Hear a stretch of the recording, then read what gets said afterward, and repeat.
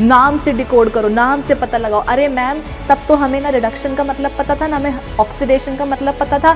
दोनों ही test tubes का जो कंटेंट है, जो सामान है, वो हम इसी में डाल देंगे। यानी कि टेस्ट ट्यूब ए में क्या था तुम्हारे पास? अभी गर्मियों का मौसम है, मस्त जो है तुम लोग दिन रात क्या कर रहे होंगे? शिकंजी बना बना के पी रहे होंगे, मतलब वो नींबू वाला शरबत। तो अगर कॉपर आयन यहाँ आ गया तो हाइड्रोक्साइड आयन के साथ मिलकर क्या करेगा? कॉपर हाइड्रोक्साइड बना लेगा। जब एक एसिड और बेस के बीच में रिएक्शन होती है, दोनों ही एक दूसरे के इफेक्ट्स को न्यूट्रलाइज करते हैं और एज अ रिजल्ट क्या बनता है? नमक और पानी। ध्यान रखना बेटा, न्यूट्रलाइजेशन रिएक्शन की पहचान ही यही होती है। हेलो बच्चा पारी, this is Vibhuti Khare, your chemistry educator, और आप सभी का स्वागत है अडा 24/7 फाउंडेशन चैनल की लक्ष्य सीरीज में।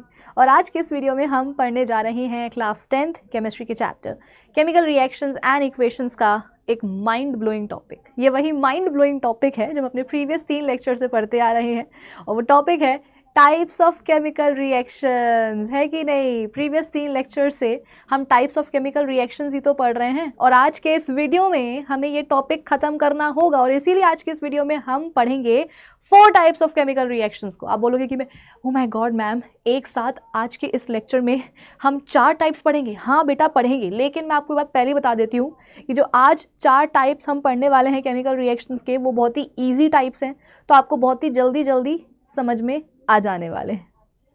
अब तक हम 5 टाइप्स ऑफ केमिकल रिएक्शंस को पढ़ चुके हैं। कॉम्बिनेशन रिएक्शंस हो गई हैं, डीकॉम्पोजिशन रिएक्शंस हो गई हैं, single displacement reaction, double displacement reactions, redox reactions, ये 5 टाइप्स को हम डिस्कस कर चुके हैं। और आज जिन 4 टाइप्स ऑफ केमिकल रिएक्शंस को हम पढ़ने वाले हैं, उनके ज़रा मैं आपको नाम बता देती हूँ।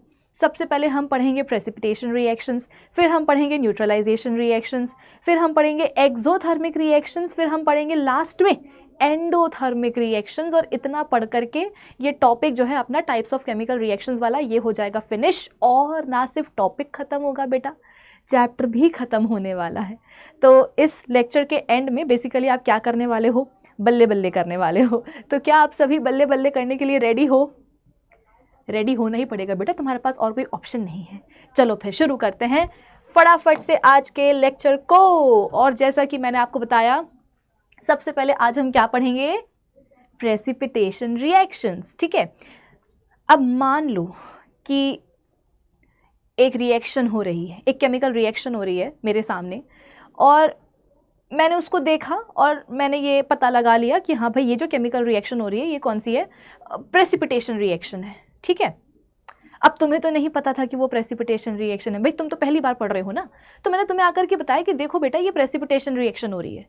तो आपने बोला कि ओके मैम, हमें समझ में आ गया कि ये प्रेसिपिटेशन रिएक्शन हो रही है, ओके। अब मैंने कहा कि सुनो, वापस आओ, इधर आओ, काम अभी ख़त्म नहीं हुआ है।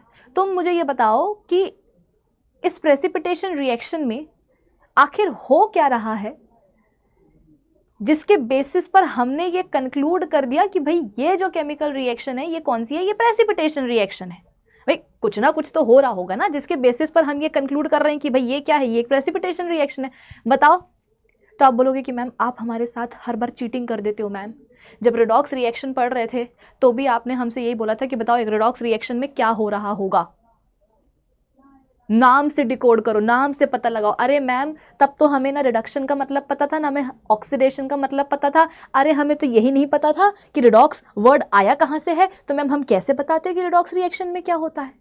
कोई बात नहीं, वहाँ पे अपन ने समझ लिया ना कि रिडॉक्स रिएक्शन में क्या होता है, रिडॉक्स वर्ड आया कहाँ से है, ऑक्सीडेशन का क्या मतलब है, रिडक्शन का क्या मतलब है। वो सारी बातें हो गई कि नहीं हो गई? जिससे को नहीं पता कि ये सारी बातें हो गई हैं, तो बेटा मैं तुम्हें बता दूं कि ये सारी बातें हो गई हैं। कहाँ मिलेंगी तुम्हें ये सारी बातें?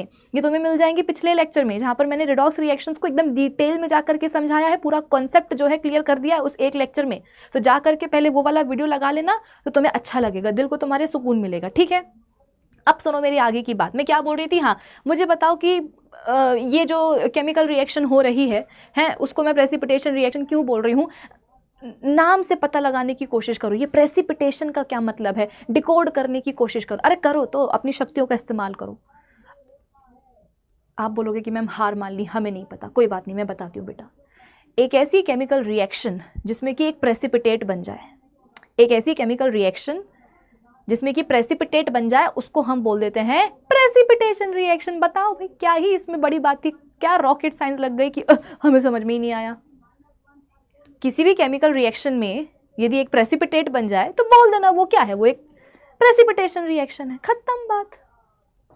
अब आप बोलोगे कि हाँ मैम सुन के अच्छा लगा, लेकिन हमें ये भी नहीं पता कि प्रेसिपिटेट का मतलब क्या होता है। मतलब अगर हमें आप ये भी बता दो कि प्रेसिपिटेट का क्या मतलब होता है तो फिर हमें और अच्छा लगेगा। अभी भी अच्छा लग रहा है लेकिन और अच्छा लग जाएगा। तो सुनो मेरी बात, एक ऐसा सब्सटेंस बेटा जो सॉल्यूशन में घुलने के लिए रेडी ना हो, एकदम ढीठ के समान बैठा हुआ हो कि चाहे जो भी हो जाए मैं सॉल्यूशन में जाकर के घुलूंगा नहीं, मैं बन तो गया हूं सॉल्यूशन में लेकिन मैं घुलूंगा नहीं, मैं डिसॉल्व नहीं होऊंगा उसमें, ऐसे ढीठ सब्सटेंस को बेटा अपन क्या बोलते हैं?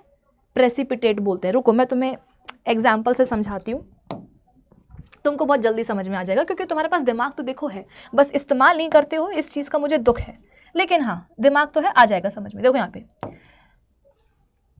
मेरे पास दो कंपाउंड्स हैं, एक है मेरे पास बेरियम क्लोराइड, इतना रिफ्लेक्शन मारता है कि दिख ही नहीं रहा है कि मैं लिख क्या रही हूँ भाई। हाँ जी, यहाँ देखो बेटा मेरे पास दो कंपाउंड्स हैं, एक है मेरे पास बेरियम क्लोराइड और एक है मेरे पास सोडियम सल्फेट। आई बात समझ में? क्या बोल दिया मैंने बस इतना बोला है कि मेरे पास दो कंपाउंड्स हैं, ठीक है, मेरे पास दो कंपाउंड्स हैं, एक बेरियम क्लोराइड है और एक सोडियम सल्फेट है। अब मैंने क्या करा, दो ली मैंने टेस्ट ट्यूब, मैंने ली दो टेस्ट ट्यूब, एक ये, दोनों में डाला मैंने पानी, ये लो, ये डाल दिया पानी, इसमें भी डाल दिया पानी। अब पता है मैंने क्या करा, मान लो कि ये टेस्ट ट्यूब ए है, ये टेस्ट ट्यूब बी है। टेस्ट ट्यूब ए के अंदर जिसमें मैंने पानी ऑलरेडी डाल के रखा हुआ था, इसमें मैंने डाल दिया क्या, बेरियम क्लोराइड भी। टेस्ट ट्यूब ए मतलब एक टेस्ट ट्यूब ली मैंने, उसका नाम मैंने बोल दिया क्या, ए, उसमें डाल दिया मैंने पानी, और उसी पानी के अंदर मैंने डाल दिया अपना एक कंपाउंड, बोले कौन सा, बेरियम क्लोराइड। तो पता ये क्या बन गया, दिमाग लगाओ। अरे यार पानी में अगर बेरियम क्लोराइड जाएगा, ये जा करके उसमें घुल जाएगा तो क्या बन जाएगा, बेरियम क्लोराइड का एक्वस सॉल्यूशन। बोलो ना, बोलते क्यों नहीं हो, ये बन गया बेरियम क्लोराइड का एक्वस सॉल्यूशन, ठीक है, एक्वस सॉल्यूशन बन गया ये बेरियम क्लोराइड का।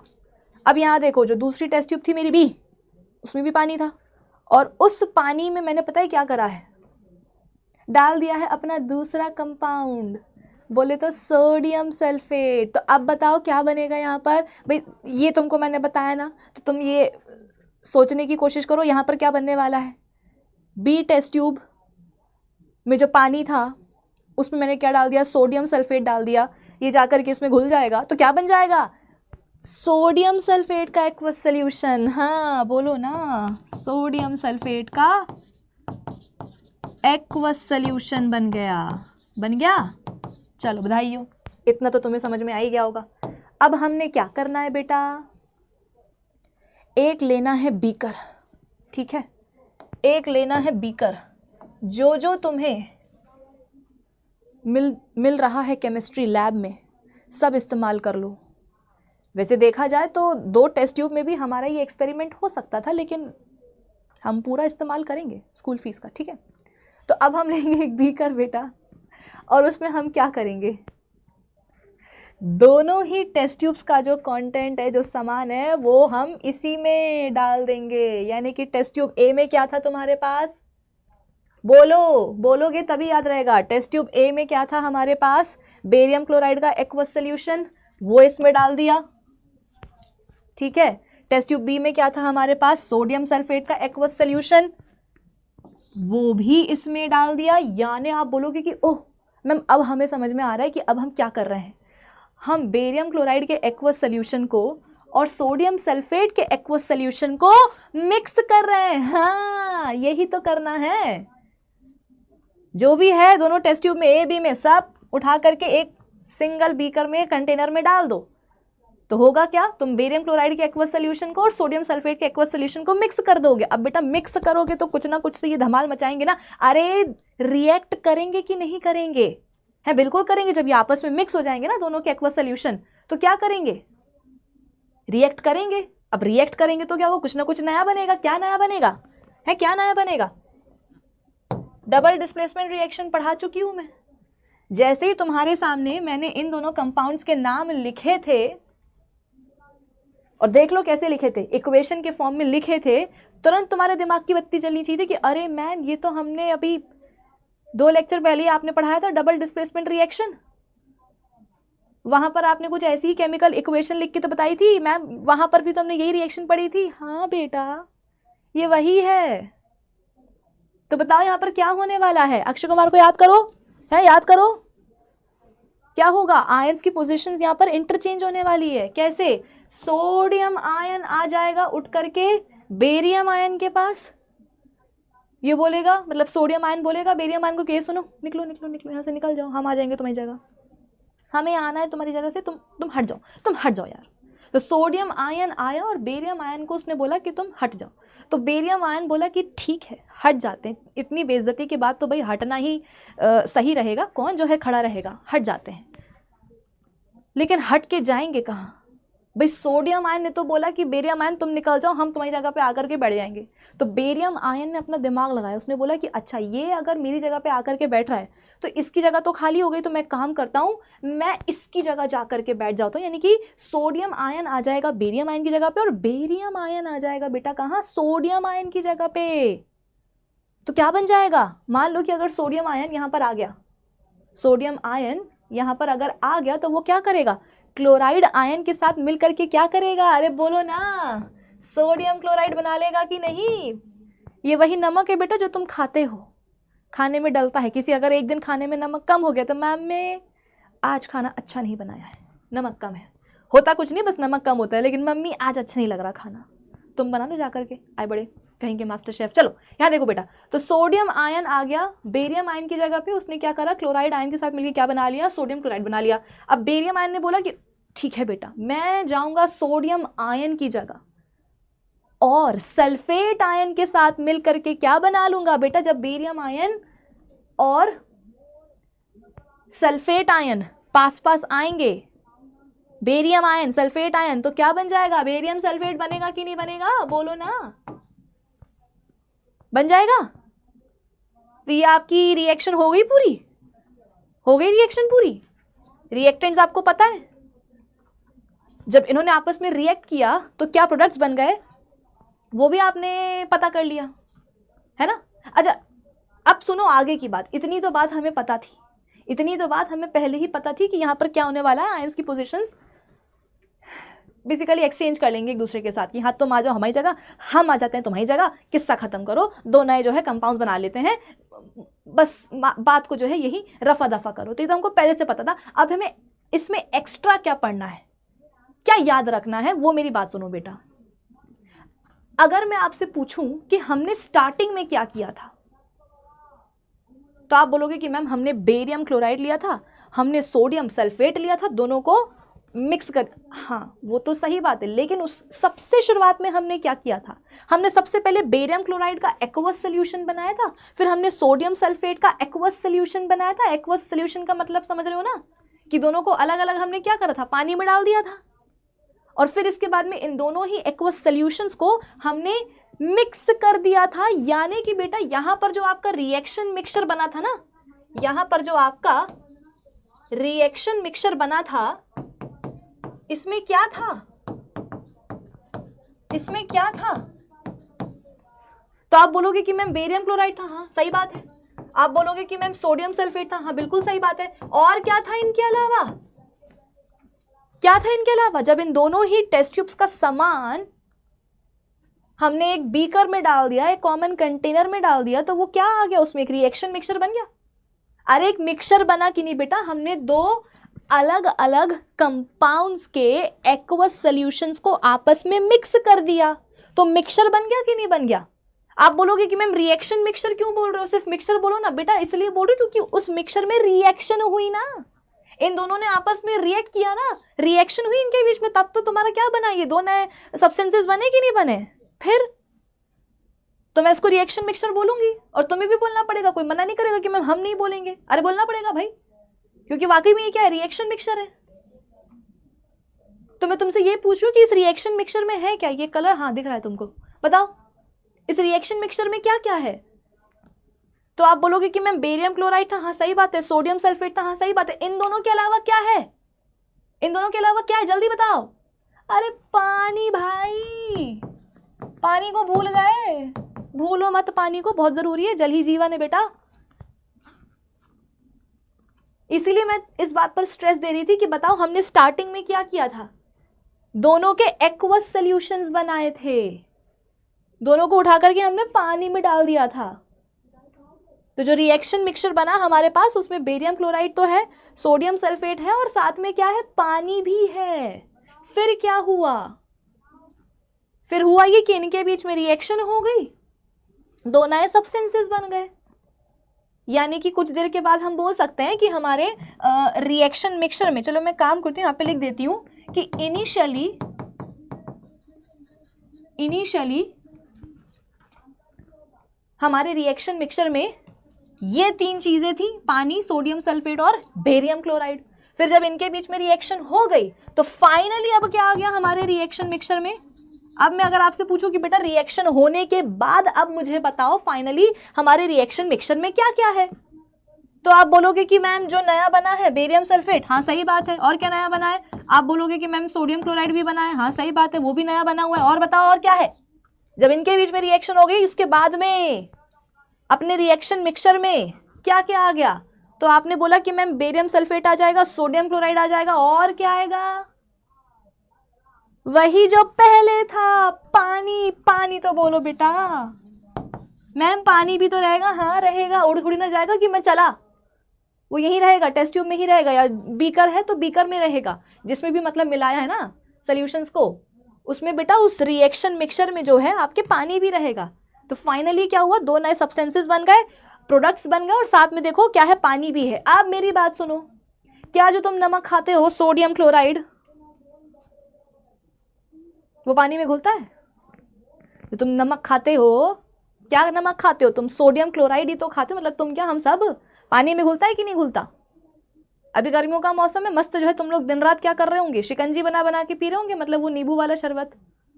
तो उसमें क्या करते हैं, एक गिलास में पानी डालते हैं, ठंडा ठंडा, बर्फ डाल, हाँ चलो ठीक है, आइस भी डाल दी, नींबू भी डाल दिया, मतलब लेमन जूस, शक्कर डाल दी, नमक डाल दिया, और मस्त मिक्स करके पी गए, मज़े आ जाती है कि नहीं? तो तुम बताओ वो नमक पानी में घुलता है कि नहीं घुलता? होता है ना, घुल जाता है ना। तो ये जो यहाँ पर NaCl बना है ना बेटा, ये NaCl, इसके लिए हम बोल देंगे कि ये सोल्यूशन में क्या होगा, डिसॉल्व हो जाएगा। हिंदी में लिख देती हूँ, सोल्यूशन में डिसॉल्व हो जाएगा, आप बोलोगे कि मैम ये आपने कैसी हिंदी लिखी है? इंग्लिश है बेटा, इंग्लिश है। तो सोल्यूशन में क्या हो गया, घुल जाएगा। आप बोलोगे कि मैम सोल्यूशन में घुल जाएगा का क्या मतलब है? इसीलिए यहाँ पर मैंने लिखा है, देखो कि फाइनली अब तुम्हारे रिएक्शन मिक्सचर में क्या है, बेरियम सल्फेट, सोडियम क्लोराइड और पानी। तो पानी है ना रिएक्शन मिक्सचर में, उसी पानी में ये क्या होगा बेटा, घुल जाएगा, NaCl नमक अपना, और घुल रहा है, इसलिए अपन क्या बोल रहे हैं इसको कि ये सोल्यूशन में डिसॉल्व हो जाएगा। लेकिन ये जो बेरियम सल्फेट है ना बेटा, इसके अलग ही नखरे हैं। ये बोलेगा कि ठीक है, सोडियम क्लोराइड को अगर सोल्यूशन में घुलना है, सोल्यूशन में घुलने का मतलब बेटा तुम्हें समझ में आ रहा है कि नहीं आ रहा? क्योंकि प्रेसिपिटेट जब भी अपन डिफाइन करते हैं ना तो यही बोलते हैं कि एक ऐसा सब्सटेंस जो सोल्यूशन में घुलने के लिए रेडी ना हो उसको अपन प्रेसिपिटेट बोल देते हैं। तो ये सोल्यूशन कहाँ से आ रहा है, सोल्यूशन में बेटा पानी है, जिस पानी में घुलने की बात हो रही है, ठीक है। तो ये नमक बोलेगा कि भैया, मतलब सॉरी नमक नहीं, ये जो बेरियम सल्फेट है ये बोलेगा कि हाँ ठीक है, NaCl की मर्जी, उसकी लाइफ है, उसके रूल्स हैं, अगर उसको सोल्यूशन में डिसॉल्व होना है, अगर उसको पानी में घुलना है तो वो हो जाए, लेकिन मैं तो ऐसा नहीं हूँ, मैं क्यों घुलूँ पानी में, हाँ सब बोरिंग, उसको घुलना है वो जाए, हमें क्या, मैं नहीं घुलने वाला। यानी कि ये हमारे पास बेटा एक वाइट, बेसिकली कौन मैसेज कर रहा है मुझे, अभी ब्लॉक करती हूँ उसको, रुको।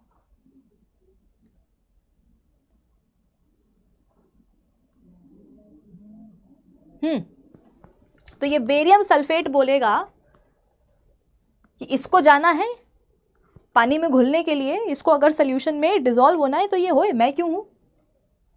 बेसिकली बेटा ये वाइट कलर का सब्सटेंस होता है, मतलब ये जो कंपाउंड है ना इसका कलर वाइट होता है, वाइट सब्सटेंस होता है ये, और ये बोलता है कि है मैं नहीं घुलूंगा पानी में, भूल जाओ।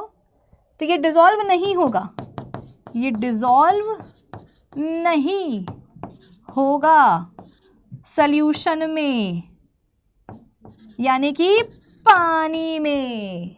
ये बोलेगा मुझसे मत बोलो, दूर रहो मुझसे।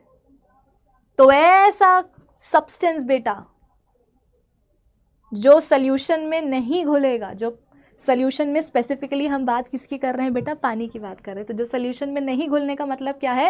ये जो पानी में डिसॉल्व नहीं होगा उसी को हम क्या बोलेंगे? प्रेसिपिटेट। अब तुम अपने दिल पर हाथ रख करके बताओ, ये डबल डिस्प्लेसमेंट रिएक्शन है, और इस डबल डिस्प्लेसमेंट रिएक्शन में ये प्रेसिपिटेट बन रहा है।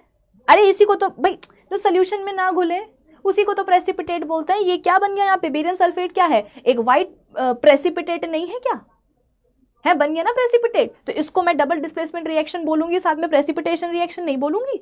जब मुझे दिख रहा है कि यहाँ पर प्रेसिपिटेट बन रहा है तो दिखते हुए भी मैं बोलूँ कि अरे मैंने तो अवॉइड कर दिया, ये तो सिर्फ डबल डिस्प्लेसमेंट रिएक्शन है। नहीं, डबल डिस्प्लेसमेंट तो है, ये बात सच है, लेकिन प्रेसिपिटेट बन रहा है तो ये प्रेसिपिटेशन रिएक्शन भी है। बस इतनी सी तो बात तुम्हें मुझे समझानी थी। शुरुआत में मैंने तुमसे क्या पूछा था कि बताओ एक प्रेसिपिटेशन रिएक्शन क्या होती है, तो उसका जवाब ये है कि जब किसी केमिकल रिएक्शन में प्रेसिपिटेट बन जाए तो वो प्रेसिपिटेशन रिएक्शन कहलाती है। वे प्रेसिपिटेट क्या है? एक ऐसा सब्सटेंस जो कि पानी में या सॉल्यूशन में घुलने के लिए रेडी ना हो, जो सॉल्यूशन में ना घुले, that substance is known as precipitate. इस गिवन केमिकल रिएक्शन में क्या हुआ है बेटा? बेरियम सल्फेट बन गया है अलॉन्ग विद सोडियम क्लोराइड। तो ये तो सॉल्यूशन में घुल जाएगा, ये नहीं घुलेगा, तो बेरियम सल्फेट के लिए हम क्या बोलेंगे कि ये क्या है?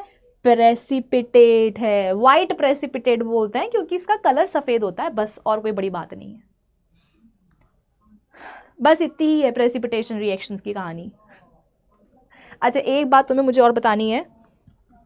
जनरली जो हमारी डबल डिस्प्लेसमेंट रिएक्शंस होती हैं ना बेटा, वो प्रेसिपिटेशन रिएक्शंस भी होती हैं।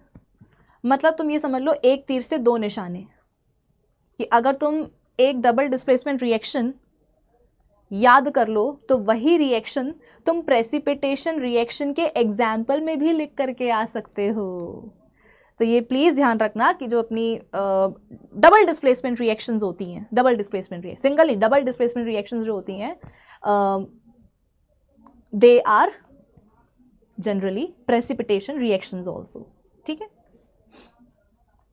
मुझे लगता है कि अब तुम्हें प्रेसिपिटेट का मतलब तो समझ में आ ही गया होगा। कोई ऐसा बच्चा जो बोले कि मैम मुझे तो अभी भी नहीं आया बेटा? Those reactions in which aqueous solutions of two compounds on mixing react to form an insoluble compound. insoluble ma'am, insoluble, अरे soluble का उल्टा यार, अपन क्या बोल रहे हैं? कहाँ गया? हाँ, NaCl के लिए क्या बोल रहे हैं? सोडियम क्लोराइड के लिए कि ये पानी में घुलने के लिए रेडी है, सोल्यूशन में डिसॉल्व हो जाता है, मतलब ये क्या है? ये सोल्यूशन में सॉल्युबल है, ये नहीं घुल रहा, नालायक बेरियम सल्फेट। ये बोलेगा माय लाइफ माय रूल्स, मैं नहीं घुलूंगा, तो ये सॉल्युबल नहीं है सोल्यूशन में, मतलब ये इनसॉल्युबल है। उल्टा बेटा, सॉल्युबल का मतलब क्या होता है? मतलब उसका उल्टा क्या होता है? इनसॉल्युबल। ठीक है, सो जब रिएक्शन हो रही है in which aqueous solutions of two compounds on mixing react to form an insoluble compound which separates out as a solid, जिसको अपन क्या बोलते हैं? प्रेसिपिटेट। उन रिएक्शंस को अपन क्या बोलेंगे? प्रेसिपिटेशन रिएक्शंस बोलेंगे। क्लियर हुआ? चलिए अब कुछ और एग्जाम्पल देख लो। ये तो देखो क्लासिक एग्जाम्पल है, ये आपकी एनसीईआरटी का एग्जाम्पल है। ठीक है, तो तुम्हें कसम है बेटा, तुम्हें एनसीईआरटी की कसम है, तुम्हें ये याद करना पड़ेगा, वरना एनसीईआरटी रूठ जाती है। ठीक है, वो बोलेगी कि यार मेरे पेजेस में जो रिएक्शन दी हुई है बच्चा वही याद नहीं कर रहा, तो मैं नाराज़ हो जाऊंगी, और अगर नाराज़ हो गई बेटा तो फिर दिक्कत हो जाएगी। तो ये रिएक्शन तो तुम्हें याद करनी ही करनी है। दो तीन और देख लो एग्जाम्पल। कॉपर सल्फेट है बेटा, अमोनियम हाइड्रोक्साइड है। क्या होगा? मैंने क्या समझाया था कि जनरली जो अपनी डबल डिस्प्लेसमेंट रिएक्शंस होती हैं वो प्रेसिपिटेशन रिएक्शंस भी होती हैं, यानी कि जहां आयंस की पोजीशंस में एक्सचेंज हुआ वहां पर एक सॉल्युबल कंपाउंड बन जाएगा और एक इनसॉल्युबल कंपाउंड बन जाएगा। इनसॉल्युबल कंपाउंड को अपन क्या बोलते हैं? प्रेसिपिटेट। देखो यहाँ पर क्या होगा, कॉपर सल्फेट और अमोनियम हाइड्रोक्साइड के बीच में जो है रिएक्शन हो रही है, तो अमोनियम आयन आ जाएगा कॉपर आयन की जगह पे, कॉपर आयन आ जाएगा कहाँ, अमोनियम आयन की जगह पे। तो अगर कॉपर आयन यहाँ आ गया तो हाइड्रोक्साइड आयन के साथ मिलकर क्या करेगा, कॉपर हाइड्रोक्साइड बना लेगा। और अगर अमोनियम आयन यहाँ आ गया तो सल्फेट आयन के साथ मिलकर क्या बना लेगा, अमोनियम सल्फेट। अमोनियम सल्फेट वही है बेटा, क्या है, वही है अमोनियम सल्फेट पानी में घुल जाएगा। ये एक ऐसा कंपाउंड है जो वाटर सॉल्युबल है, या सोल्यूशन में आप बोल सकते हो कि हो जाएगा सॉल्युबल। ये नहीं होगा कॉपर हाइड्रोक्साइड, ये बोलेगा हाँ मैं क्यों हूँ। तो ये ब्लू वाइट कलर का कंपाउंड होता है बेटा, और ये बिल्कुल वही प्रेसिपिटेट बन जाएगा। तो देखो डबल डिस्प्लेसमेंट रिएक्शन हो गया, प्रेसिपिटेट भी बन गया, तो ये प्रेसिपिटेशन रिएक्शन भी हो गई। आप बोलोगे कि मैम यहाँ पर हमने कहाँ पानी लिया है, अरे देखो ना ब्रैकेट में क्या लिखा हुआ है बेटा, बगल में कॉपर सल्फेट और अमोनियम हाइड्रोक्साइड के देखो ब्रैकेट में क्या लिखा हुआ है बगल में, AQ। AQ का मतलब क्या है, एक्वस, यानी कि दोनों के आपने एक्वस सोल्यूशन बनाए, दोनों को मिक्स किया, तो रिएक्शन मिक्सचर में जो पानी था उसमें ये घुल गया, इसमें वो नहीं घुला। जो नहीं घुला इनसॉल्युबल कंपाउंड, उसी को अपन बोलते हैं precipitate. Aluminium chloride plus ammonium hydroxide, aluminium ion और अमोनियम आयन, इनकी पोजीशंस में मतलब बेसिकली एक्सचेंज कर लेंगे, तो एल्यूमिनियम हाइड्रोक्साइड बन जाएगा, अमोनियम क्लोराइड बन जाएगा। तो ये तो सॉल्युबल है, ये इनसॉल्युबल है, तो ये क्या बन जाएगा, वाइट प्रेसिपिटेट बन जाएगा। ठीक है, आ रही है बात समझ में। अच्छा, ये एक रिएक्शन है बेटा, एनसीईआरटी की, बहुत ज़रूरी है, बहुत ज़रूरी है। सवाल बनते हैं इसके ऊपर और दबा के सवाल बनते हैं। देखो यहाँ पे सोडियम कार्बोनेट है, रिएक्शन हो रही है इसकी HCl के साथ, क्या बनेगा। एक्चुअली बेटा ये ना मेटल कार्बोनेट है, देखा जाए तो ये रिएक्शन तुमको मैं अगले चैप्टर में पढ़ाती तो भी तुम्हें समझ में आ ही जाती, लेकिन इस चैप्टर में पढ़ रहे हैं तो भी समझ में आ जाएगी। ऐसा नहीं कि अगले चैप्टर में पढ़ेंगे तो ही समझ में आएगा, अभी तो हम छोटे हैं, है ना। तो फर्स्ट चैप्टर को पढ़ते टाइम हम छोटे हैं, हमें अभी समझ में नहीं आएगी, अरे आ जाएगी। देखो यहाँ पे मेरी बात सुनो, यहाँ पर हमारे पास क्या है, मेटल कार्बोनेट है। सोडियम क्या है बेटा, मेटल है ना। तो सोडियम आयन ने क्या किया है, कार्बोनेट आयन के साथ मिल करके सोडियम कार्बोनेट बना लिया है, तो ये मेटल कार्बोनेट है।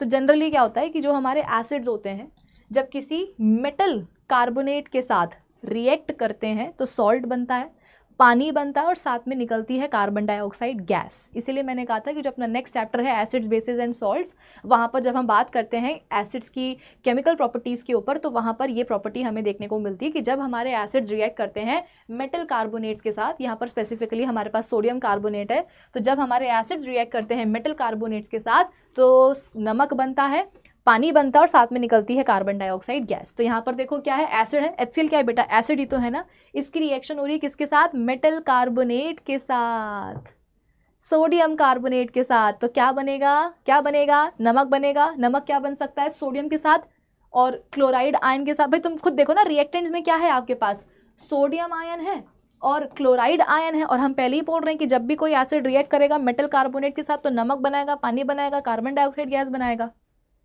तो यहाँ पे नमक कौन सा बन सकता है, क्लोराइड आयन और सोडियम आयन के साथ NaCl बन जाएगा ना, नमक बन गया। ये लो, पानी तो पानी है, पानी बन गया और साथ में क्या बन गई, कार्बन डाइऑक्साइड गैस बन गई, फिस करके ब्रिस्क फिर वेसेंस निकलेगी बेसिकली। अच्छा, अब सवाल ये है कि मैम देखो कार्बन डाइऑक्साइड गैस जो है बेटा वो तो कलरलेस ओडरलेस होती है ना।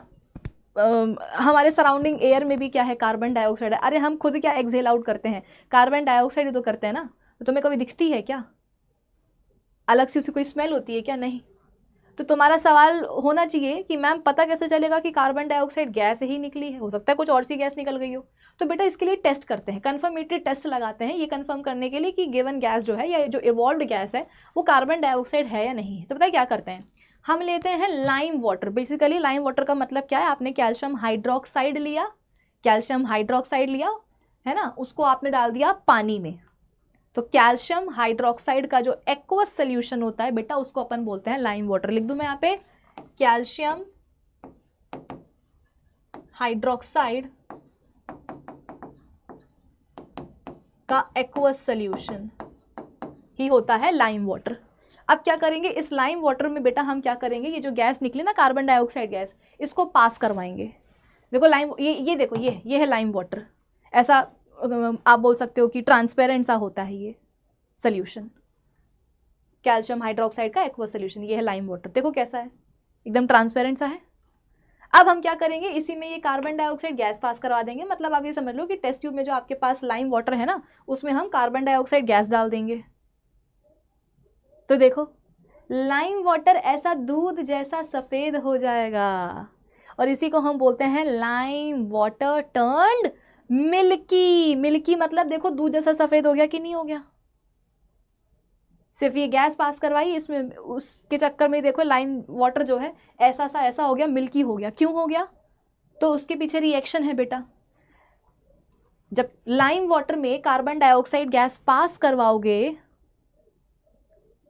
तो इनके बीच में रिएक्शन हो जाएगी, और क्या बन जाएगा, बन जाएगा कैल्शियम कार्बोनेट, जो कि इनसॉल्युबल होता है पानी में। भाई हमारे पास लाइम वाटर था ना, कैल्शियम हाइड्रोक्साइड का एक्वस सोल्यूशन, बोले तो ये इसमें पानी था, है, पानी के साथ साथ कैल्शियम हाइड्रोक्साइड था, मतलब पानी तो था ही इसमें हमने कार्बन डाइऑक्साइड गैस पास करा दी। क्या बन गया, क्या बन गया, कैल्शियम कार्बोनेट बन गया। और ये बोलता है कि भैया मैं नहीं घुलूंगा पानी में, मैं नहीं घुलूंगा इस पानी में, मैं तो अलग ही रहूंगा। तो ये एक इनसॉल्युबल सब्सटेंस बन जाता है बेटा कैल्शियम कार्बोनेट, और इसके कारण ही, इसके बनने के कारण ही देखो लाइम वाटर सा दूध जैसा सफ़ेद हो गया। तो जो सफ़ेदी आई, जो मिल्कीनेस आई है, ये क्यों आई है, because of the formation of calcium carbonate. और साथ में क्या बनेगा बेटा, पानी भी थोड़ा बहुत बनेगा, ठीक है। लेकिन इस मिल्कीनेस को आप बोलोगे कि मैम अच्छा खासा था, देखो ट्रांसपेरेंट सा, कैसा बन गया, मजे नहीं आ रही। इसकी मिल्कीनेस अपन हटा नहीं सकते, हटा सकते, पता है कैसे, और कार्बन डाइऑक्साइड गैस पास करवा दो। तो वही वाली बात हो गई, हमारे कुछ नए लोग होते हैं बड़े समझदार, किसी को डायबिटीज़ हुई है, डॉक्टर ने मना करा है मीठा खाने के लिए, क्योंकि बॉडी जो है उसको प्रोसेस नहीं कर पा रही है मीठा। तो लोग बोलते हैं कि हम और मीठा खाएंगे, बॉडी मजबूर हो जाएगी शुगर प्रोसेस करने के लिए। तो मिल्कीनेस आई थी कार्बन डाइऑक्साइड गैस के ही कारण, क्योंकि वहाँ पे क्या बन गया था, कैल्शियम कार्बोनेट बन गया था, इनसॉल्युबल होता है ये सब्सटेंस। अब इसी में हम क्या करेंगे बेटा, इसी में एक्सेस कार्बन डाइऑक्साइड गैस और कार्बन डाइऑक्साइड गैस पास कराएंगे, तो अल्टीमेटली क्या बन जाएगा, कैल्शियम बाइकार्बोनेट बन जाएगा, जो कि सॉल्युबल होता है। तो वो सोल्यूशन में जाकर के घुल जाएगा, और घुलेगा तो मिल्कीनेस डिसअपियर हो जाएगी, ठीक है। तो इसके ऊपर बहुत तगड़ा सवाल बनता है बेटा, प्लीज ध्यान रखना। कैल्शियम कार्बोनेट जो बना है इनसॉल्युबल व्हाइट सॉलिड है, which gives a milky suspension. For this reason the reaction is used to test carbon dioxide gas. तो गैस कार्बन डाइऑक्साइड है या नहीं ये पता लगाने के लिए क्या करते हैं, लाइम वाटर से पास करवा देते हैं। अगर वो दूध जैसा सफ़ेद हो गया तो मतलब कंफर्म है कि इस गैस ने रिएक्ट करके क्या करा है, कैल्शियम कार्बोनेट बना लिया है। और अगर कैल्शियम कार्बोनेट बना है, मिल्कीनेस आई है, मतलब गैस कौन सी है, कार्बन डाइऑक्साइड ही है। इसको हटाने के लिए क्या करेंगे, access carbon dioxide gas pass करवा देंगे उसी रिएक्शन मिक्सचर में। तो क्या होगा, कैल्शियम कार्बोनेट से बन जाएगा कैल्शियम बाइकार्बोनेट, जो कि सॉल्युबल होता है, तो मिल्कीनेस डिसअपियर हो जाएगी। If excess of carbon dioxide gas is passed through lime water, the milkiness of solution disappears, solution clear हो जाएगा due to the formation of soluble calcium bicarbonate, ठीक है। चलो next type of chemical reaction पर आते हैं बेटा, and that is neutralisation reaction. बहुत आसान है, जब एक एसिड और एक बेस के बीच में रिएक्शन हो जाए बेटा, तो सॉल्ट बनेगा, पानी बनेगा, उसी को बोलते हैं न्यूट्रलाइजेशन रिएक्शन। यानी कि एक एसिड और एक बेस के बीच में जो रिएक्शन होती है, दैट इज न्यूट्रलाइजेशन रिएक्शन। आप बोलोगे कि मैम अगर एक एसिड और बेस के बीच में रिएक्शन हो रही है, जैसे कि जब किसी केमिकल रिएक्शन में रिडक्शन प्रोसेस भी हो जाए, ऑक्सीडेशन भी हो जाए, तो उसको अपन मिला करके क्या कर रहे थे, रिडॉक्स रिएक्शन बोल रहे थे। तो मैम वैसे ही अगर इस केमिकल रिएक्शन में क्या हो रहा है, एसिड और बेस के बीच में रिएक्शन हो रही है, तो कुछ ऐसी मिक्स करके नाम बोल देते, ऐसू बेसू बोल देते, है ना, ऐसू बेसू रिएक्शन। लेकिन ये न्यूट्रलाइजेशन रिएक्शन क्यों बोल रहे हैं? क्योंकि बेटा जब एक एसिड और एक बेस आपस में रिएक्ट करते हैं ना, तो एक एसिड जाकर के न्यूट्रलाइज करता है बेस के इफेक्ट को, और एक बेस जाकर के न्यूट्रलाइज करता है एसिड के इफेक्ट को। तो दोनों क्या कर रहे हैं? अपने अपने इफेक्ट्स को नलिफाई, मतलब अपने अपने नहीं, एक दूसरे के, मतलब एक एसिड और बेस क्या कर रहे हैं? एक दूसरे के इफेक्ट्स को नलिफाई कर रहे हैं, न्यूट्रलाइज कर रहे हैं। इसीलिए रिएक्शन का नाम पड़ जाता है न्यूट्रलाइजेशन रिएक्शन। तो ध्यान रहेगा, क्या होती है न्यूट्रलाइजेशन रिएक्शंस? जब एक एसिड और बेस के बीच में रिएक्शन होती है, दोनों ही एक दूसरे के इफेक्ट्स को न्यूट्रलाइज करते हैं, और एज अ रिजल्ट क्या बनता है? नमक और पानी। ध्यान रखना बेटा, न्यूट्रलाइजेशन रिएक्शन की पहचान ही यही होती है कि प्रोडक्ट्स क्या बनेंगे? Always salt and water. इसके अलावा और कोई तीसरा प्रोडक्ट नहीं बनेगा। ये कंडीशन होती है न्यूट्रलाइजेशन रिएक्शन की, कि कोई तीसरा प्रोडक्ट नहीं बनना चाहिए है। जो अपन ने पहले रिएक्शन देखी HCl और ये मेटल कार्बोनेट की, नमक तो यहाँ भी बना था, पानी तो यहाँ भी बना था, लेकिन साथ में कार्बन डाइऑक्साइड गैस भी तो बनी थी। तो इसको हमने बोला कि न्यूट्रलाइजेशन रिएक्शन? नहीं बोला ना। फिर तो न्यूट्रलाइजेशन रिएक्शन की पहचान ही यही होती है कि सिर्फ प्रोडक्ट्स के नाम पे सॉल्ट और पानी ही बनना चाहिए, तब वो कहलाई जाती है neutralisation reaction. A reaction in which an acid reacts with a base to form salt and water is called neutralisation reaction. Example देख लो बेटा, मोस्ट फेमस जो अपने बेस और एसिड है HCl और सोडियम हाइड्रोक्साइड, इनके बीच में क्या होगी? रिएक्शन हो जाएगी। क्या बन जाएगा? सॉल्ट और पानी बन जाएगा। अब मैं बताती हूँ कि ये सॉल्ट और पानी बना कैसे है। इधर देखो, तुम्हारे पास क्या है बेटा? सीख लो, काम आएगा आगे। तुम्हारे पास बेस है और तुम्हारे पास एसिड है, तुमने इनको मिक्स कर दिया। अब क्या करना है? अब जो है तुम्हें इनको इनके रिस्पेक्टिव आयंस में तोड़ना है। तुम्हें इनको इनके रिस्पेक्टिव आयंस में तोड़ना है। सोडियम हाइड्रोक्साइड है आपके पास, हाँ जी, सोडियम हाइड्रोक्साइड है आपके पास। इसको तोड़ो जरा आयंस में, क्या क्या आयंस मिलेंगे? तो आप बोलोगे कि मैम सोडियम हाइड्रोक्साइड को अगर हमने तोड़ दिया तो यहाँ से हमको सोडियम आयन मिल जाएगा और हाइड्रोक्साइड आयन मिल जाएगा। बिल्कुल। अब मैं बोल रही हूँ कि बेटा तुम्हारे पास जो एसिड है HCl, उसको भी तोड़ो, तो कौन कौन से आयन मिलेंगे? आप बोलोगे कि मैम H पॉजिटिव आयन मिलेगा और क्लोराइड आयन मिलेगा। सही बात है, आयन्स में तुमने तोड़ दिया, धूम मचा दी। अब एक काम करो, ऑपोजिट आयन्स को अट्रैक्ट करा दो। तो आप बोलोगे कि मैम ऑपोजिट आयन्स है, प्लस माइनस अट्रैक्ट करवा दिया। अरे यार, तोड़ करके जोड़ना नहीं है, मतलब जोड़ना तो है लेकिन अलग अलग तरीके से जोड़ो ना। ये देखो, ये पॉजिटिव आयन है, सोडियम आयन क्या है? पॉजिटिव आयन है। थोड़ी दूर जाओ, तुम्हें एक और नेगेटिव आयन दिखेगा। माना कि नेगेटिव आयन तो ये हाइड्रोक्साइड आयन भी है, लेकिन थोड़ा और दूर जाओ ना बेटा, दूर तक पहुंचने की कोशिश करो, तो तुम्हें यहाँ पे क्लोराइड आयन भी नेगेटिव आयन दिखेगा। तो इसको इससे जोड़ दो उठा करके, और क्या, ये लो जोड़ दो, क्या बन जाएगा? NaCl बन जाएगा। फिर यहाँ पर देखो जो बचा है उसको जोड़ दो, H पॉजिटिव और OH नेगेटिव, ऑपोजिट आयन हैं, अट्रैक्ट कर जाएंगे और क्या बना लेंगे? H2O। खत्म बात। तो इसीलिए जब भी एक एसिड और एक बेस की रिएक्शन होती है तो सॉल्ट और पानी बनता है। और ध्यान रखना, हम ये कैसे करेंगे? कुछ नहीं बेटा, उठा करके तुमने क्या करना है, जो भी एसिड है जो भी बेस है उसको उठा करके आयंस में तोड़ देना है, ऑपोजिट आयंस को अट्रैक्ट करा देना है। चलो एक और एग्जांपल कर लेते हैं ऐसे ही। पोटेशियम हाइड्रोक्साइड है, नहीं एसिड, चलो दूसरा लेते हैं। चलो ठीक है, ये देख लो, सोडियम हाइड्रोक्साइड है और इस बार इसकी रिएक्शन हो रही है सल्फ्यूरिक एसिड के साथ। ठीक है, तो सोडियम हाइड्रोक्साइड और सल्फ्यूरिक एसिड। अब मैं तुमसे बोलूँ कि चलो बेटा एक काम करो, तोड़ो इनको आयंस में, तो क्या क्या आयन, मतलब तोड़ो इनको आयंस में तो क्या क्या मिलेगा तुम्हें? अगर सोडियम हाइड्रोक्साइड जो कि बेस है, इसको हमने अभी तोड़ा था, तो हमें कौन कौन से आयंस मिले थे? Sodium ion and hydroxide ion. अब सल्फ्यूरिक एसिड को तोड़ो बेटा, तो कौन कौन से आयंस मिलेंगे? H positive and sulphate ions, है कि नहीं? अब ऑपोजिट आयंस को अट्रैक्ट करा दो, Na पॉजिटिव और सल्फेट आयंस, क्या बन जाएगा? सोडियम सल्फेट बन जाएगा।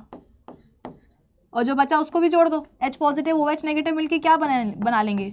पानी बना लेंगे। खत्म बात।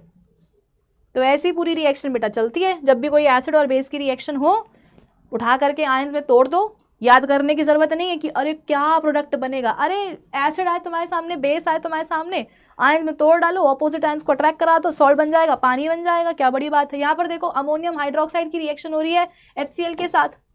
यहाँ देखो अमोनियम हाइड्रोक्साइड की रिएक्शन हो रही है HCl के साथ, क्या बनेगा प्रोडक्ट, कैसे पता लगाएंगे, उठा करके आयंस में तोड़ दो। तो यहाँ से मिल जाएगा तुम्हें अमोनियम आयन, यहाँ से मिल जाएगा हाइड्रोक्साइड आयन, यहाँ से मिल जाएगा H पॉजिटिव, यहाँ से मिल जाएगा Cl negative ion. Opposite ions को जोड़ दो उठा करके, क्या बन जाएगा यहाँ पर अमोनियम क्लोराइड बन जाएगा। जो बचा उसको भी जोड़ दो, H पॉजिटिव OH नेगेटिव मिलकर क्या करेंगे, पानी बना लेंगे। ये देखो नमक बन गया अमोनियम क्लोराइड और साथ में क्या बन गया, पानी बन गया। तो क्या मुझे याद करने की जरूरत पड़ी कि इसमें क्या बन रहा है प्रोडक्ट, इतनी अकल है मुझ में कि मैं क्या कर रही हूँ, आयंस में तोड़ रही हूँ तो मुझे जो ना प्रोडक्ट मिलते जा रहे हैं और कुछ नहीं। ठीक है, जैसे कि यहाँ पर देखो सोडियम हाइड्रोक्साइड है और एसिटिक एसिड के बीच में रिएक्शन हो रही है। क्या फॉर्मूला होता है एसिटिक एसिड का, CH3COH। तुम्हारे विनेगर में यही होता है बेटा। अब तोड़ दो आयंस में, क्या बनेगा, Na पॉजिटिव और OH नेगेटिव आयन। एसिड को भी तोड़ दो, क्या बनेगा, CH3COO negative ion and H positive ion. Opposite ions को जोड़ दो, Na पॉजिटिव और कहाँ गया, हाँ Na पॉजिटिव आयन है और CH3COO नेगेटिव आयन है। तो क्या बन जाएगा, CH3COONA, सोडियम एसिटेट इसको बोलते हैं, सॉल्ट है ये। और H पॉजिटिव और OH नेगेटिव मिलकर क्या बना लेंगे, पानी बना लेंगे। तो जरूरत ही नहीं है रटने की क्या बनेगा प्रोडक्ट, उठा करके आयंस में तोड़ दो, एसिड को भी बेस को भी, अपने आप तुम्हें प्रोडक्ट्स मिल जाएंगे। ठीक है, चलो next type of chemical reaction बेटा, and that is exothermic reactions. Exo का मतलब क्या होता है, वो साबुन नहीं बेटा, कोई प्रमोशन नहीं चल रहा है यहाँ पे बर्तन धोने का। एक्सो का मतलब होता है बाहर, बाहर की तरफ, बाहर निकलना, ऐसा समझ लो। ठीक है, तो और थर्मिक जो वर्ड है वो कहाँ से आया है, वो टेम्परेचर से आया है। टेम्परेचर रिलेट करता है किसके साथ, हीट के साथ। तो एक ऐसी केमिकल रिएक्शन जिसमें कि हीट एनर्जी बाहर निकल रही है, हीट एनर्जी इवॉल्व हो रही है, उसे हम बोलते हैं एक्सोथर्मिक रिएक्शन। यानी कि एक रिएक्शन आपने ऐसी परफॉर्म करी या एक रिएक्शन आपके सामने ऐसी हो रही है जिससे कि क्या हो रहा है, हीट एनर्जी निकलती जा रही है, हीट एनर्जी जो है वो निकलती जा रही है, तो उसको आप क्या बोलोगे, एक्सोथर्मिक। तो एक्सो मतलब बाहर और थर्मिक वर्ड कहाँ से आया, सपोज हीट एनर्जी से आया है। तो एक ऐसी रिएक्शन जिससे कि हीट एनर्जी बाहर निकल रही, इवॉल्व हो रही है, that is exothermic reaction. The chemical reaction in which heat is given out is called exothermic reaction. और इससे क्या होता है, टेम्परेचर बढ़ेगा, जाहिर सी बात है बेटा, हीट एनर्जी निकलेगी बाहर तो टेम्परेचर नहीं बढ़ेगा, क्या बढ़ेगा। पहली बात, ऑल कंबशन रिएक्शंस जो होती हैं बेटा, all combustion reactions are exothermic. तो मुझे एक बात बताओ, तुम गाड़ी चलाने के लिए पेट्रोल डलवाते हो एज अ फ्यूल, क्यों। हाँ बोलोगे मैम हम तो पेट्रोल नहीं, हम तो डीजल जलाते हैं। चलो ठीक है, डीजल डलवाया तुमने, क्यों डाला। आप बोलोगे कि मैम पेट्रोल और डीजल तो डालने पड़ेंगे ना गाड़ी में, तब तो गाड़ी चलेगी, क्यों। क्योंकि मैम पेट्रोल एंड डीजल दोनों फ्यूल हैं। अच्छा, खाना बनाने की तुम्हारे सबके घर में वो सिलेंडर आता है LPG वाला, तो वो जो सिलेंडर के अंदर जो LPG भरी होती है, what is LPG, liquefied petroleum gas. ठीक है, तो तुम उसका इस्तेमाल क्यों करते हो खाना बनाने के लिए। तो आप बोलोगे कि मैम क्योंकि LPG भी क्या है, फ्यूल है। लोग गाड़ियों में CNG भी इस्तेमाल करते हैं, कंप्रेस्ड नेचुरल गैस, क्यों। आप बोलोगे मैम क्योंकि वो भी क्या है, फ्यूल है। तो यार एक फ्यूल होता क्या है, कोई भी ऐसा सब्सटेंस जिसको जलाने से एनर्जी मिल जाए, दैट इज फ्यूल। तो तुम्हारी LPG हो गई जिसमें कि ब्यूटेन्स वगैरह होते हैं, CNG हो गई कंप्रेस्ड नेचुरल गैस जिसमें कि मीथेन होता है, मीथेन गैस होती है। ठीक है, तुम्हारा पेट्रोल हो गया, डीजल हो गया, ये सारे फ्यूल्स क्यों है बेटा, CNG, डीजल, पेट्रोल, LPG, इनको फ्यूल्स क्यों बोल रहे हैं, क्योंकि अगर आप इनको जलाओगे, इनका कंबशन करोगे, what is combustion, reaction with oxygen. तो अगर आप इनका कंबशन करोगे, इनको जलाओगे, इनकी रिएक्शन करवाओगे ऑक्सीजन के साथ, तो मिलेगी ढेर सारी एनर्जी, और उसी एनर्जी का इस्तेमाल करते हैं गाड़ी चलाने में, रोटी बनाने में। गैस स्टोव ऑन करते हैं बेटा, तो वो बर्नर से फ्लेम निकलती है कि नहीं निकलती है, तो वो जो फ्लेम निकल रही है वो क्या है, लाइट एनर्जी है। और उस फ्लेम में ना सिर्फ लाइट एनर्जी है, उसमें हीट एनर्जी भी तो है, तभी तो उस फ्लेम के ऊपर बर्तन रखते हो तो बर्तन गर्म होता है कि नहीं होता। बर्तन के अंदर सामान डालते हो खाने पीने का, तो वो पकता है कि नहीं पकता उस हीट एनर्जी से। तो फिर तो किसी भी चीज का बेटा जो कंबशन है, पहले के ज़माने में लोग लकड़ियाँ जलाते थे, कुछ कुछ जगहों में तो आज भी लकड़ी पर ही खाना बनता है, मतलब चूल्हे पर। तो किसी भी चीज़ का जो कंबशन है बेटा, वो एक एक्सोथर्मिक रिएक्शन ही है। क्यों? क्योंकि उससे हीट एनर्जी इवॉल्व होती है।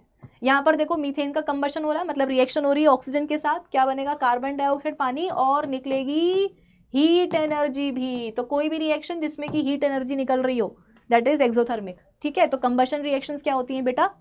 एक्सोथर्मिक रिएक्शंस ही होती हैं।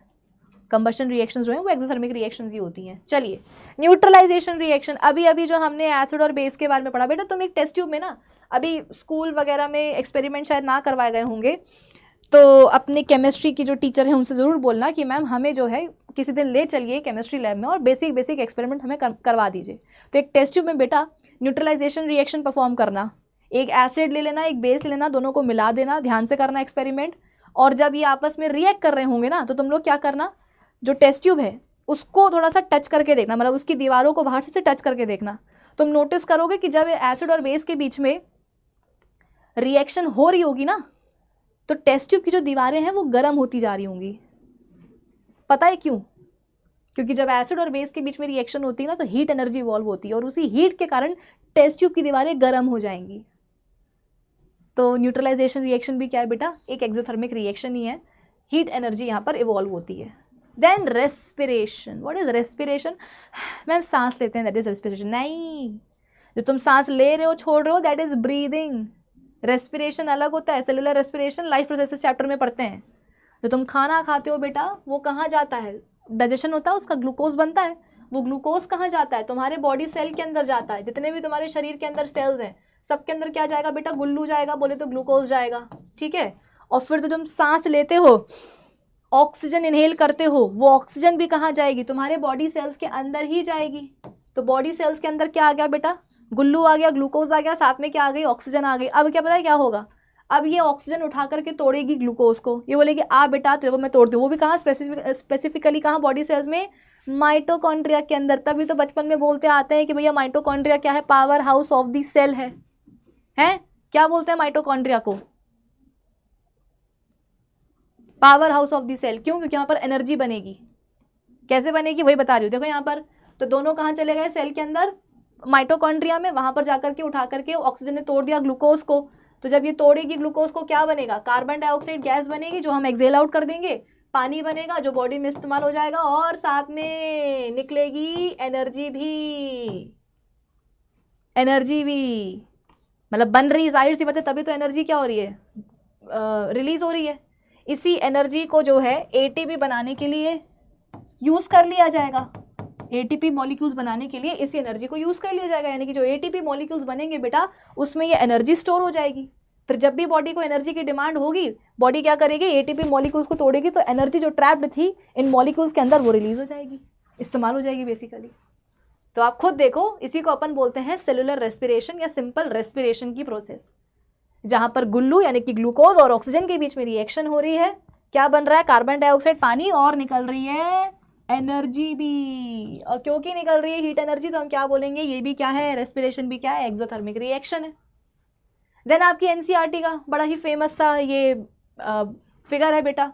क्या हो रहा है यहाँ पर? चूना नहीं, बेसिकली यहाँ पर हमारे पास क्या है? क्विक लाइम है, कैल्शियम ऑक्साइड है, उसको डाल दिया बीकर में। ठीक है, और साथ में क्या डाल दिया? उसमें पानी डाल दिया। दोनों के बीच में बेटा रिएक्शन होगी, क्या बनेगा? स्लेक्ड लाइम बनेगा, कैल्शियम हाइड्रोक्साइड बनेगा। लेकिन देखो बीकर की दीवारें गर्म हो जाएंगी। क्यों? क्योंकि जब क्विक लाइम और पानी के बीच में रिएक्शन हो रही होगी, तो हीट एनर्जी इवॉल्व हो रही होगी। उसी हीट के कारण बीकर की दीवारें गर्म हो जाएंगी। तो तुम जब हाथ लगाओगे तो तुम्हें लगेगा गरम गरम हो लग रहा है। ठीक है, चलिए, डीकॉम्पोजिशन ऑफ वेजिटेबल मैटर। देखो बेटा, अभी अपन बात करेंगे एंडोथर्मिक रिएक्शंस की भी। एंडोथर्मिक रिएक्शंस क्या होती हैं? जिन रिएक्शन, चलो अपन देख ही लेते हैं, आ जाओ।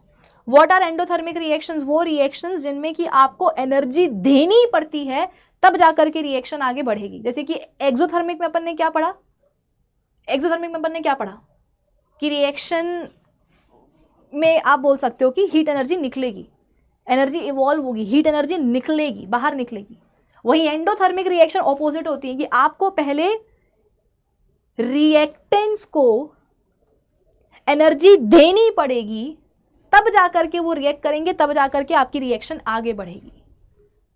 एंडो का मतलब क्या, अंदर। तो आप कर क्या रहे हो, आप रिएक्शन के अंदर एनर्जी डाल रहे हो, तब जाकर के वो आगे हो रही है। एंडोथर्मिक रिएक्शंस, एंडो, एंडो मतलब अंदर, किसके अंदर, रिएक्शन के अंदर, क्या आप रिएक्शन के अंदर एनर्जी डाल रहे हो। एक्सो मतलब क्या, बाहर, तो एक्सोथर्मिक में हीट एनर्जी बाहर निकलेगी, वॉल्व होगी, एंडोथर्मिक में देनी पड़ेगी, डालनी पड़ेगी। So a chemical reaction in which the heat is absorbed is called an endothermic reaction. यहां पर क्या होता है, टेम्परेचर बेटा कम होगा। जाहिर सी बात है ना, अभी अपन ने एक्सोथर्मिक रिएक्शन पढ़ी है ना, कि न्यूट्रलाइजेशन रिएक्शन हो रही है। जिस टेस्ट ट्यूब में आपने आप बोल सकते हो कि न्यूट्रलाइजेशन रिएक्शन करी है, जिस टेस्ट ट्यूब में आपने न्यूट्रलाइजेशन रिएक्शन करी है, उसकी दीवारें गर्म हो गई हैं। क्यों गर्म हो गई हैं, जिस टेस्ट ट्यूब के अंदर आपने न्यूट्रलाइजेशन रिएक्शन करी है उसकी दीवारें गर्म हो गई हैं। क्यों, क्योंकि न्यूट्रलाइजेशन रिएक्शन के दौरान जब एक एसिड और बेस आपस में रिएक्ट कर रहे होंगे तो हीट एनर्जी निकली होगी, और उसी हीट एनर्जी के कारण टेस्ट ट्यूब की दीवारें गर्म हो गई। जब कैल्शियम ऑक्साइड और पानी के बीच में रिएक्शन हुई तो बीकर की दीवारें गर्म हो गई। क्यों, हीट एनर्जी निकली, उस हीट एनर्जी के कारण दीवारें गर्म हो गई, टेम्परेचर बढ़ गया। तो बेटा अब एंडोथर्मिक में क्या हो रहा है, एंडोथर्मिक में हम बोल रहे हैं कि हीट एनर्जी दी जाती है रिएक्शन में, यानी कि एक, आप ऐसा समझ लो कि रिएक्टेंट्स हैं वो क्या करेंगे, हीट एनर्जी को पहले आसपास से अब्सॉर्ब करेंगे, आसपास में जो हीट एनर्जी है उसको अब्सॉर्ब करेंगे, इसके बाद में आगे जाकर के कार्यक्रम बढ़ेगा, रिएक्शन होगी, नए सब्सटेंसेस बनेंगे। तो अगर हीट एनर्जी आसपास से अब्सॉर्ब हो रही है मतलब आसपास की हीट एनर्जी कम हो रही है, मतलब टेम्परेचर क्या हो जाएगा, कम हो जाएगा कि नहीं हो जाएगा, ध्यान रखना, ठीक है। बेस्ट एग्जाम्पल कौन है बेटा, अच्छा जनरली जो अपनी डीकॉम्पोजिशन रिएक्शंस होती हैं वो क्या होती हैं, एंडोथर्मिक रिएक्शंस होती हैं। डीकॉम्पोजिशन रिएक्शंस क्या होती हैं बेटा, जिनमें चीज़ें टूटती हैं। ये पेन को मुझे तोड़ना है तो मुझे इसमें एनर्जी डालनी पड़ेगी कि नहीं डालनी पड़ेगी, ये स्क्रीन मुझे तोड़नी तो मुझे इसमें एनर्जी डालनी पड़ेगी कि नहीं डालनी पड़ेगी। फिर तो जहाँ तोड़ने ताड़ने की, मारने पीटने की बात आए बेटा तो एनर्जी तो देनी पड़ेगी। तो generally decomposition reactions are endothermic in nature, या एंडोथर्मिक रिएक्शंस होती हैं। जैसे कि कैल्शियम कार्बोनेट है, इसको तोड़ना है तुम्हें तो तुम्हें इसको गर्म करना पड़ेगा, हीट एनर्जी देनी पड़ेगी, तब जाकर के ये टूटेगा। पानी को तोड़ना है तो इलेक्ट्रिकल एनर्जी देनी पड़ेगी, सिल्वर क्लोराइड को तोड़ना है तो सनलाइट यानी कि लाइट एनर्जी देनी पड़ेगी, तब वो टूटेगा। तो जनरली जो अपनी डीकॉम्पोजिशन रिएक्शंस होती हैं वो क्या होती हैं बेटा, एंडोथर्मिक रिएक्शंस ही होती हैं। जब आप एनर्जी दोगे, heat energy, light energy, electrical energy, तब जाकर के वो रिएक्शन होगी, ठीक है। लेकिन जो अपना वेजिटेबल मैटर होता है बेटा, सब्जी भाजी के छिलके, अंडे के छिलके, जो अपने वेजिटेबल मैटर का जो डीकॉम्पोजिशन होता है वो एक एक्सोथर्मिक रिएक्शन है, ये एक एक्सेप्शन है, और सवाल इस पे बनते ही बनते हैं, इसीलिए पढ़ा रही हूं। 5 स्टार मार्क कर लो तुम, 5 स्टार क्वेश्चन है ये, 5 स्टार। कि जनरली जो अपनी डीकॉम्पोज, भाई जनरली वर्ड पता है हम कब यूज करते हैं बेटा, जब कहीं ना कहीं कोई एक्सेप्शन हो। जनरली की जगह पे मैं लिख देती हूँ कि all decomposition reactions are endothermic, पर मैंने ऐसा तो नहीं लिखा। क्यों, क्योंकि वेजिटेबल मैटर का जो डीकॉम्पोजिशन है वो एंडो नहीं, वो एक्सोथर्मिक है। जब वेजिटेबल मैटर का डीकॉम्पोजिशन होता है, ये नहीं कि बचपन में भी सिखाते हैं कि खाद बनाओ, मैन्योर बनाओ, सब्जी भाजी के छिलके जो किचन वेस्ट है उसको ले जाकर के जो है मिट्टी में गाड़ दो तो वो कंपोस्ट बन जाएगा। तो वो जो बेटा डीकॉम्पोजिशन होता है वेजिटेबल मैटर का, वो एक एक्सोथर्मिक रिएक्शन है, हीट एनर्जी निकलेगी उसमें। बाकी जो डीकॉम्पोजिशन रिएक्शंस होती हैं वो एंडोथर्मिक होती हैं। वो एंडोथर्मिक होती है कि जब तक कि आप एनर्जी दोगे नहीं, हीट एनर्जी, लाइट एनर्जी, जो भी एनर्जी, तब तक वो रिएक्शन आगे बढ़ेगी नहीं, ठीक है। देन फोटोसिंथेसिस भी क्या है, देखो रेस्पिरेशन के लिए पूछा जाता है कि वो क्या है, तो आप बोलोगे कि भाई रेस्पिरेशन में कार्बन डाइऑक्साइड और पानी के साथ क्या हो रहा है, हीट एनर्जी निकल रही है, तो वो एक्सोथर्मिक है। फोटोसिंथेसिस बेटा एक एंडोथर्मिक रिएक्शन है। बचपन से अपन पढ़ते आ रहे हैं कि फोटोसिंथेसिस में क्या होता है, प्लांट अपना खाना बनाते हैं, कार्बन डाइऑक्साइड ले लेंगे बाहर से, है ना। प्लांट्स क्या करेंगे, कार्बन डाइऑक्साइड ले लेंगे सराउंडिंग एयर से, पानी अब्जॉर्ब कर लेंगे मिट्टी से, मिलाकर के क्या करेंगे, अपना गुल्लू ग्लूकोज बना लेंगे, साथ में क्या होगा, ऑक्सीजन निकलेगी जो छोड़ देंगे बाहर, तो हम उसको जो है ना इनहेल कर लेंगे। यही पढ़ते हैं फोटोसिंथेसिस में। लेकिन बेटा ये रिएक्शन कब होती है, ये प्रोसेस कब होती है, दिन में होती है। क्यों होती है दिन में, क्योंकि दिन में आती है धूप, बोले तो सनलाइट, बोले तो लाइट एनर्जी। एनर्जी आ रही है कि नहीं आ रही है, अरे कोई सी भी हो, एनर्जी आ रही है कि नहीं आ रही है, लाइट एनर्जी आ रही है कि नहीं आ रही है, कि बिना धूप के तो खाना बनाते नहीं है प्लांट्स अपना। तो लाइट एनर्जी, सनलाइट बेसिकली यहाँ पर आपको देनी पड़ेगी पौधों को, तब जा करके वो फोटोसिंथेसिस कर पाएंगे। तो दे रहे हो मतलब क्या, एंडोथर्मिक। तो फोटोसिंथेसिस क्या है बेटा, एंडोथर्मिक है। मेल्टिंग ऑफ आइस, ठीक है, मेल्टिंग ऑफ आइस बेटा, फ्रीजर से बर्फ को बाहर निकालोगे तब तो वो पिघलेगी। तो फ्रीजर से बर्फ को बाहर निकाल रहे हैं, इसका मतलब क्या कि बर्फ को हम हमारे सराउंडिंग्स में जो हीट एनर्जी है वो दे रहे हैं बर्फ को, ताकि बर्फ के पार्टिकल्स, भाई ये तो 9th का कॉन्सेप्ट है बेटा, तुम्हें पता है कि एक सॉलिड लिक्विड में कन्वर्ट कब होता है, कि सॉलिड के पार्टिकल्स के बीच में लगने वाले अट्रैक्टिव फोर्सेस बड़े स्ट्रांग होते हैं, पार्टिकल्स यहाँ वहाँ जा नहीं सकते एक दूसरे से दूर दूर। तो हम क्या करते हैं, बर्फ़ को फ्रीज़र से बाहर निकालते हैं रूम टेम्परेचर पर, सराउंडिंग्स में जो हीट एनर्जी है उस हीट एनर्जी को बर्फ़ के पार्टिकल्स क्या करते हैं, अब्जॉर्ब करते हैं। अब्जॉर्ब करने से क्या होता है, उनकी काइनेटिक एनर्जी बढ़ती है, वो अपनी जगह पे खड़े रह करके वाइब्रेट करते रहते हैं। फिर इसके बाद में फर्दर हीट एनर्जी देंगे तो और जो है ना वो बर्फ़ के पार्टिकल्स एनर्जी को अब्जॉर्ब करेंगे और अल्टीमेटली अपने ऊपर लगने वाले अट्रैक्टिव फोर्सेज को वो ओवरकम कर लेंगे। अट्रैक्टिव फोर्सेस जहां थोड़े बहुत कमजोर हुए, बर्फ के पार्टिकल्स एक दूसरे से थोड़ा दूर दूर जाना शुरू हुए, इसका मतलब क्या, बर्फ पिघल गई पानी में, लिक्विड स्टेट आ गया। तो बचपन में पढ़ के आए हो, 9th में पढ़ के आए हो। तो मेल्टिंग ऑफ आइस भी क्या है बेटा, एक एंडोथर्मिक प्रोसेस है कि हीट एनर्जी दोगे बर्फ को तब तो वो पिघलेगी। सिमिलरली इवेपोरेशन में भी ये होता है कि सरफेस पर जो लिक्विड के सरफेस पर जो पार्टिकल्स होते हैं, जब उनकी काइनेटिक एनर्जी बहुत ज़्यादा हाई हो जाती है तो वो क्या करते हैं, वेपर्स में कन्वर्ट होकर के निकल लेते हैं, दैट इज इवेपोरेशन। बिना बॉइलिंग पॉइंट पर आए जब कोई लिक्विड अपने वेपर्स में कन्वर्ट हो जाए, दैट इज इवेपोरेशन। तो इवेपोरेशन में भी तो क्या हो रहा है बेटा, अपन नहीं पढ़ते कि evaporation causing cooling effect, 9th में पढ़ के आए होंगे फर्स्ट चैप्टर में। लोग क्या करते हैं, गर्मी के मौसम में अपने जो छत होती है उसके फ्लोर को जाकर के शाम के टाइम पर जो ना पानी डाल देते हैं। क्यों भाई, दिन भर धूप पड़ी तो छत का जो फर्श है, जो फ्लोर है वो गर्म हो गया, बहुत उसमें हीट है। तो जब पानी आपने डाला तो वो पानी क्या करेगा, वो पानी फ्लोर की जो हीट है उसको अब्जॉर्ब करेगा, और अब्जॉर्ब करने से बेसिकली पानी के पार्टिकल्स की काइनेटिक एनर्जी बढ़ेगी, अट्रैक्टिव फोर्सेस को ओवरकम कर लिया जाएगा और वो पानी वेपर्स के फॉर्म में कन्वर्ट होकर के उड़ जाएगा। यानी कि जो पानी बेटा इवेपोरेट हो रहा है वो कैसे हो रहा है, छत की जो फर्श है, जो फ्लोर है, उसकी हीट को अब्जॉर्ब करके उड़ रहा है। यानी कि छत की फ्लोर की जो हीट एनर्जी है वो कम हो रही है। भाई तुम्हारे अंदर बहुत हीट एनर्जी है, मैं अब्जॉर्ब कर लूँ तो तुम्हारी हीट एनर्जी कम हो जाएगी कि नहीं हो जाएगी। तो फर्श पर जो हीट है उसको अब्जॉर्ब करके पानी इवेपोरेट हो रहा है, उड़ रहा है, तो छत की हीट कम हो जाएगी फर्श की, यानी कि फर्श क्या होगा, ठंडा हो जाएगा। तो वो भी क्या है बेटा, एंडोथर्मिक ही है प्रोसेस।